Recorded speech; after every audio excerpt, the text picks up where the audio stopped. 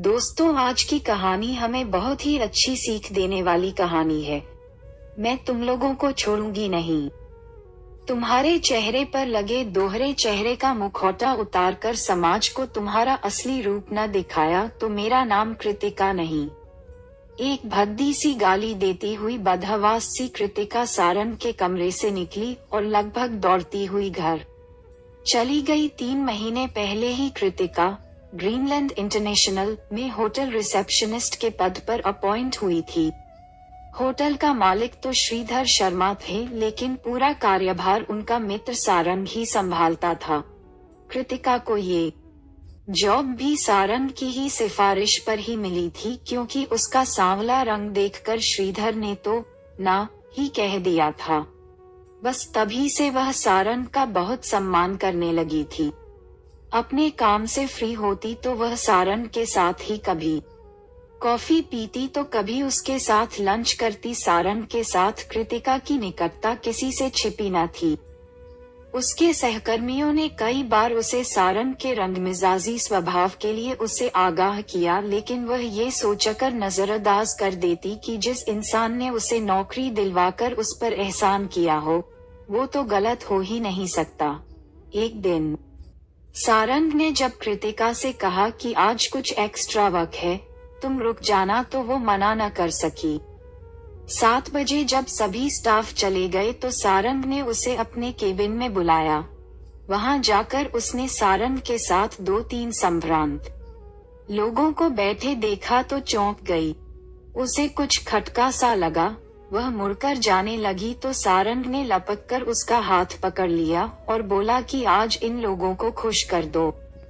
सारंग, जिसे वह अपना हमदर्द समझती थी, उसका ऐसा घिनौना रूप देखकर तो उसके पैरों तले जमीन ही निकल गई।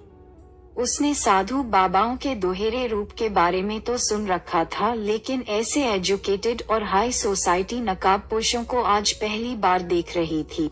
सारंग की चंगुल से उसने स्वयं को छुड़ाना चाहा तो समाज के दोनों सफेदपोश उसकी ओर बढ़े, तब वह चंडी बन गई। वह अकेली निहत्थ थी, अवश्य थी, लेकिन कमजोर नहीं।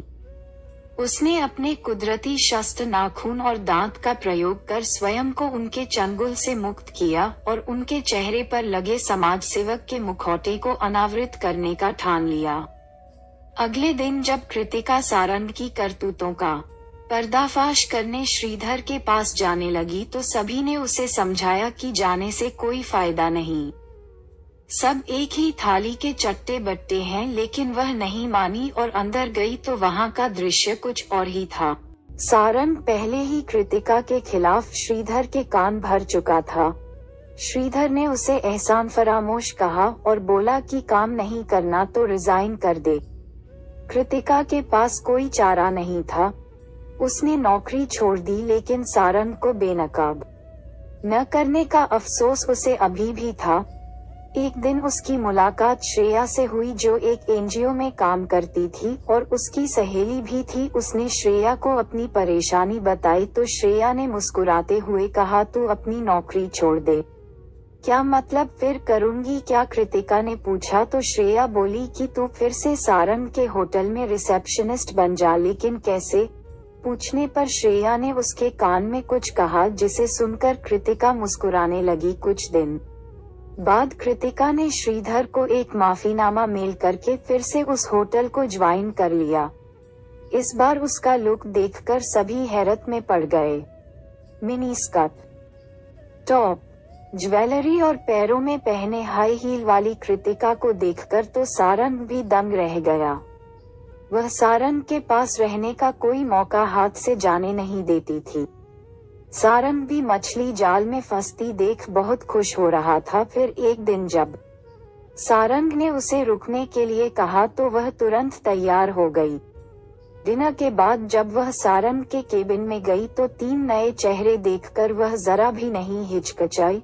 मुस्कुराते हुए सबका स्वागत किया। बारी बारी से सभी उसे छूने का प्रयास कर रहे थे, वह भी मुस्कुरा रही थी और जैसे ही एक ने उसे अपनी ओर खींचने का प्रयास किया, तभी कमरे में पहले से छिपे बैठे श्रेया और उसका एक सहयोगी तालियां बजाते हुए बाहर निकल आए।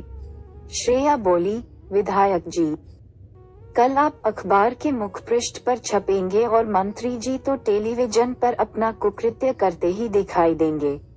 सब कुछ मेरे मोबाइल फोन में कैद हो चुका है। हंसते हुए कृतिका बोली तो सारंग सहित तीनों की सिट्टी पिट्टी गुम हो गई।